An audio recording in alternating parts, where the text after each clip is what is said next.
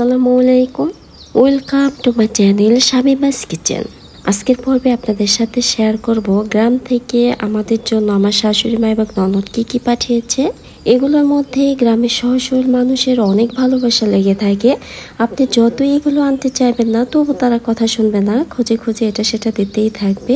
আর এগুলোর মূল্য কিন্তু টাকা দিয়ে হয় না। এই খাবারগুলো দেখতে যেমনই, খেতে আবার ভীষণ টেস্টি হয়। এটা হচ্ছে শাক। এই শাক হয়তো অনেকেই চিনবেন, আবার অনেকেই চিনবেন না। এটা হচ্ছে পিপল শাক। এই শাক মাছ দিয়ে অথবা মাছ ছাড়া ভাজি করে খাওয়া যায়। এটা এক প্রকার ঔষধি শাক বলতে পারেন। এই শাক আমি আগে কখনো খাইনি, তবে শুনেছি খেতে অনেক মজা লাগে। তবে ছোটবেলায় পিপল দিয়ে অনেক খেলা করতাম। এটার মধ্যে দিয়েছে পুঁই শাক। পুঁই শাক শহরে কেনা পুঁই শাকের থেকে গ্রামের পুঁই শাক আবার খেতে একটু বেশি টেস্টি লাগবে। দেখি এটার মধ্যে কি। এখানে চালের গুঁড়া দিয়েছে। চালের গুঁড়া রোদ্রে শুকিয়ে তারপর দিয়েছে। চালের গুঁড়া দিয়ে আমি বিভিন্ন রকমের পিঠা তৈরি করে কোনো এক ভিডিওতে আপনাদেরকে দেখাবো। আর এই চালের গুঁড়া করতেও তাদের অনেক কষ্ট হয়েছে, যেহেতু এখানে অনেক চালের গুঁড়া দিয়েছে। এই শাক হচ্ছে টক পাতা। এটাও হয়তো অনেকে চিনবেন, আবার অনেকেই চিনবেন না। এই পাতা দিয়ে ভর্তা বা মাছ দিয়ে রান্না করে খাওয়া যায়। খেতে টক টক লাগে, যদিও আমি এখনও খাইনি, তবে শুনেছি এই পাতাও খেতে নাকি অনেক ভালো লাগে। এরপর গাছে পেঁপে দিয়েছে। গাছ থেকে পেঁপে পেরে দিয়েছে, তাই অনেক কষ লেগে আছে। আর পেঁপেও অনেকগুলো দিয়েছে। আর এটা হচ্ছে সবচেয়ে মজার জিনিস, চাল কুমড়া।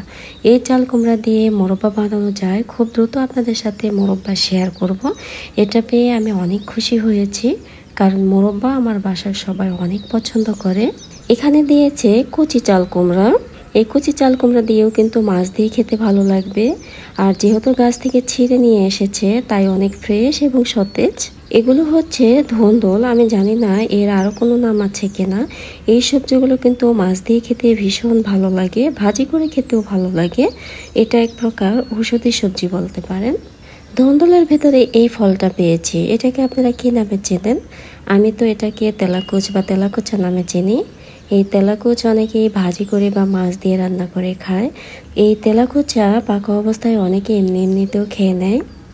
এখান থেকে আমি একটা বীজ মুখে দিয়ে দেখেছি, অনেক তেতো। এক সময় এই ফল দিয়ে আমি ছোটবেলায় খেলা করতাম, আর এখন এগুলো মানুষ কিন্তু খেতে শিখেছে।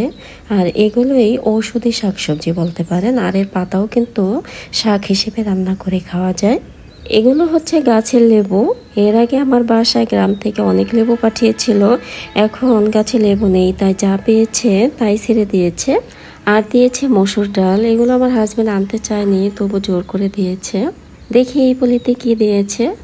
এখানে দিয়েছে মাছ। এগুলো হচ্ছে পুঁটি মাছ। এটার মধ্যে দিয়েছে শিং মাছ, আর দিয়েছে শোল মাছ।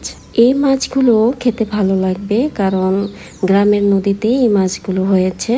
এটার মধ্যে দিয়েছে ভাতের চাল। এটা কিন্তু বাজারে কেনা চাল না, এটা তাদের চাষ করা হাতে ভাঙানো ভাতের চাল। আমার ননদ এমনভাবে সেলাই করে দিয়েছে, তাই নতুন ব্লেড দিয়ে সেলাই কেটে নিচ্ছি। এই চাল দেখতে এরকম। শুনেছি এই চালের ভাত নাকি ভালোই হয়, আর খেতেও ভালো লাগবে। তবে আপনাদের সাথে এখন একটা দুঃখের বিষয় শেয়ার করছি। 2014 সালে আমার বাবা ব্রেন স্ট্রোক করে মারা যায়। আর 2025-এ এসে আমার শ্বশুর মারা গিয়েছে। যখন শ্বশুর বাচ্চা ছিল, তখন তারা কিছু দিলে ওইভাবে আনতে চাইতাম না, কারণ ব্যাগ আনতে ভালো লাগতো না। এখন যেহেতু শ্বশুর নেই, তাই শাশুড়ি মা হয়তো কষ্ট পাবে, তাই যাই দিয়েছে আমার হাজব্যান্ড এগুলো হাতে করে নিয়ে এসেছে, যাতে সে কষ্ট না পায়। তাই সবাই আমার দুই বাবার জন্য দোয়া করবেন। আর আমার ননদ, আমার শাশুড়ি মা, বাড়ির অন্যান্য সবার উদ্দেশ্যে বলছি, কষ্ট করে এত কিছু আমাদের জন্য পাঠিয়েছেন। আমি অনেক খুশি হয়েছি। সবার জন্য দোয়া ও ভালোবাসা রইল।